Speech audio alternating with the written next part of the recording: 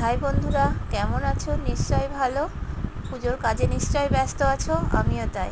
এখন পুজো চলে এসেছে আর প্রচুর কাজ, ঘর ঝাড়া, তার সঙ্গে জামা কাপড় রোদ্রে দেওয়া। এটা খুব বড় কাজ। আজকে আমি জামা কাপড়গুলো রোদ্রে দিয়ে দিচ্ছি। ভালো জামা কাপড়গুলো সব তারে একে একে মিলিয়ে দিলাম।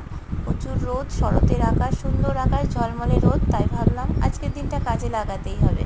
প্রতি বছরই আমি এগুলো করি। তাতে কি হয়, জামা কাপড়ের গন্ধটাও দূর হয় আর নতুন করে ভাঁজ করে আবার তারপরে আলমারিটাও পরিষ্কার করা হয়, কারণ অন্য সময় সেভাবে করা হয় না। আর পুজো আসলেই এটা যেহেতু করতেই হবে, ভালো লাগে। কাজের মধ্যেও একটা ভালো লাগা আছে। সমস্ত জামা কাপড়গুলো আমি রোদ্রে দিয়ে দিয়েছি।